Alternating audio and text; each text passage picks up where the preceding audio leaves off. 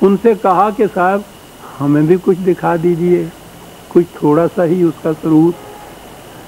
ذوق میں نہ شناسی با خدا تا نہ چشی. شراب کا نشہ تو اسی کو معلوم ہوتا ہے جو وہ پیے خود. کبھی نہیں ہو سکتا کہ میں پیوں اور تمہیں بتاؤں نشہ کیا ہوتا ہے، خود پیو گے تو. یعنی انفرادیت اتنی اس کے اندر وہ لے آئے کہ کوئی دوسرا اس میں شریک نہیں ہو سکتا. یہ قرآن کے تصور زندگی کے خلاف ہے. وہ انفرادی زندگی کو تسلیم ہی نہیں کرتا، وہ معاشرتی زندگی تسلیم کرتا ہے، وہ امت بناتا ہے. اچھا جی،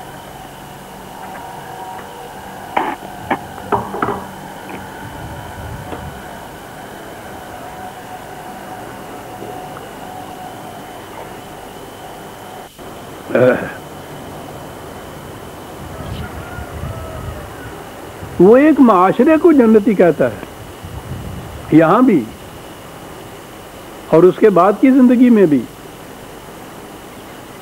وہ تو شرط قرار دیتا ہے، کہتا یہ ہے کہ فادخلی فی عبادی وادخلی جنتی. جنت میں جانا چاہتے ہو، ہمارے بندوں کے زمرے میں شامل ہو جاؤ. وہ تو جنت کی شرط یہ بتاتا ہے. یہ ہے جی 89/29، 99/29. شرط یہ ہے فادخلی فی عبادی وادخلی جنت. فرد جنت میں نہیں جاتا، جماعت جاتی ہے، امت جاتی ہے، گروہ جاتا ہے، اس کے اندر شامل ہونا پڑتا ہے. کارواں کا فرد بنے بغیر یہ سفر طے ہی نہیں ہو سکتا. سارا قرآن اجتماعیت اور اجتماعی زندگی کی تعلیم دیتا ہے. ہم آہنگ لوگوں کو یکجا کرنے سے یہ جو سفر آگے چلتا ہے. پھر میں بات کہیں اور نکل جائے گی. یا ایھا المزملوں کے معنی جب میں بتاؤں گا، اس کے معنی یہ ہیں ہم آہنگ افراد کا ایک کارواں تشکیل کرنا. یہ ہوتا ہے نبی کا کام. تو وہ قرآن کہتا ہے کہ میرے بندوں میں داخل ہو پھر جنت میں جا سکو. تو زوجناہم کے تو معنی یہ ہو گئے. ہم سیرت، ہم خیال، ہم ذہنیت، ان افراد کا اکٹھے ہو جانا، یہ ایک گروہ بنتا ہے. ان کی دو صفتیں بتائی گئی. زوجناہم کے تو معنی آپ نے دیکھ لیے کہ اس کے معنی نکاح کرنا نہیں ہے، میاں بیوی بننا نہیں ہے، بلکہ ہم آہنگ افراد کا ایک گروہ بن جانا ہے. کس قسم کے یہ افراد ہیں؟ بحور عین معاف رکھیے گا، ایسا پانی مک گیا.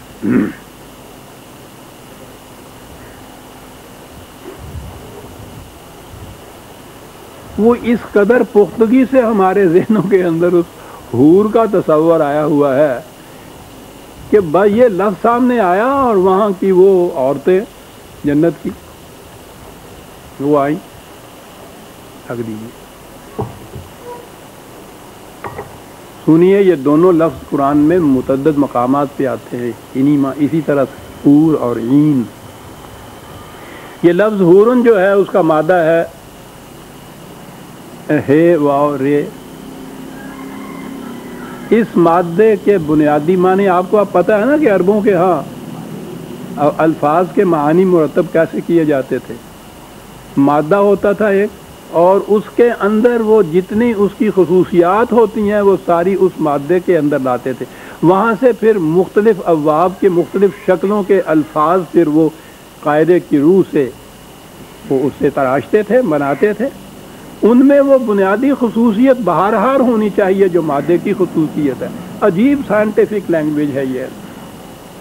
تو بنیادی خصوصیت ہے واو رے جو مادہ ہے اس کے بنیادی خصوصیت ہے سفید ہونا، صاف ہونا، شفاف ہونا، بے داغ ہونا، اور اس کے ساتھ منتخب ہونا. جس چیز کا لب لباب نکالا جائے اور وہ صاف شفاف سفید یہ ہو، منتخب بھی ہو، وہ میدے کے لیے وہ یہ لفظ بولا کرتے تھے. کیا بات ہے ان لوگوں کی. یہ ساری خصوصیات اس کے اندر محسوس شکل میں سامنے آ جاتی. لطافت بھی ہے، نفاست بھی ہے، سفیدی بھی ایسی عمدہ ہے جو ان کے یہاں دیکھی نہ جائے. پھر وہ گیہوں کا لب لباب بھی ہے، منتخب بھی ہے. یہ حواری آپ کو پتہ ہے قرآن میں حضرت عیسیٰ علیہ السلام کے جو ساتھ رفقا تھے ان کے لیے یہ لفظ آیا ہوا ہے. یہیں سے وہ لفظ ہے. پاکیزہ سیرت، صاف شفاف سیرت کے انسان، بے داغ، منتخب بھی ساتھ اس کے. یہ آگے بنیادی معنی کے لوز سے. اب لیجئے یہیں سے لفظ ہے حور. یہ لفظ واحد نہیں، جمع ہے. اب دیکھیے یہاں آگے فرق. جمع ہے، یہ کون سے الفاظ ہیں جن کی یہ جمع ہے؟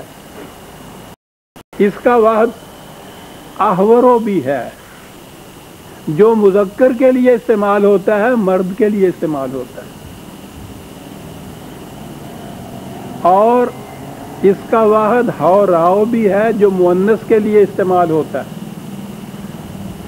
تو حورن کے معنی ہوئے پاکیزہ سیرت، پاک فطرت، شفاف کردار کے منتخب افراد، عورتیں مرد دونوں.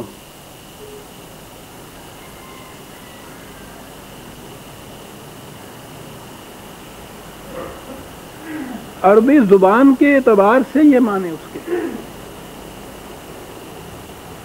اب زوجناہم کی بات بھی سمجھ میں آ گئی. ایک ایسا معاشرہ، ایک ایسی امت، ایسی گھروں، ایسی جماعت جنت، مرد عورت دونوں پر مشتمل، اور دونوں کی خصوصیت یہ کہ صاف شفاف بلور جیسی، سفید میدے جیسی منتخب خصوصیات کی حامل افراد کی جماعت جو عورتوں اور مردوں دونوں پر مشتمل ہے.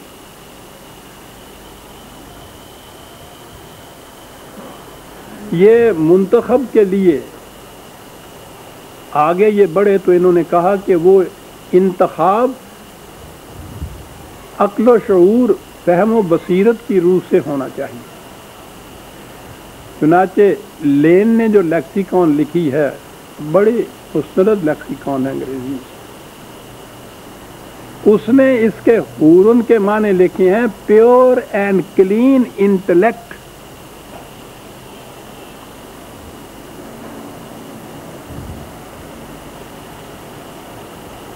صاف شفاف عقل،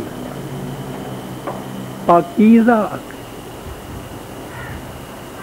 یہ یاد رکھیے، یہ عقل بجائے خیش نہ تو عیار ہوتی ہے، نہ یہ نیکوکار ہوتی ہے. یہ تو ایک صلاحیت ہے. ایک اس کو اگر آپ تعمیری کاموں میں، صحیح کاموں میں، جسے نیک کام آپ کہتے ہیں، اس میں استعمال کریں گے تو یہ عقل خود جو ہے یہ نیک اور پاکیزہ بن جائے گی. اس کو اگر آپ غلط کاموں میں استعمال کریں گے تو یہ عقل جو ہے یہ عیار ہو جائے گی.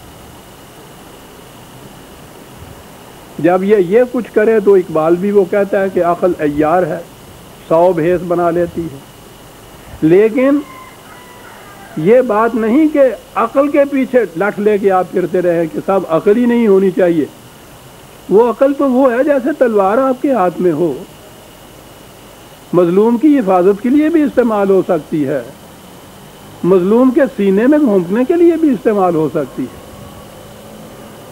تلوار تو خود نہ اچھی ہے نہ بری ہے، اس کا استعمال اس کو اچھا اور برا بناتا ہے. دولت ہے، صحت ہے، توانائی ہے. اسی طرح سے آپ کی عقل ہے، استعمال آپ کس طرح سے کرتے ہیں. ایک طرف یہ بھی وہ کہتا ہے عقل عیار ہے، اور دوسری طرف وہ دعا یہ کرتا ہے کہ یا عطا فرما خرد با فطرت روح الامی. خرد با فطرت روح الامی، اس کو حور کہتے ہیں عزیزان مان.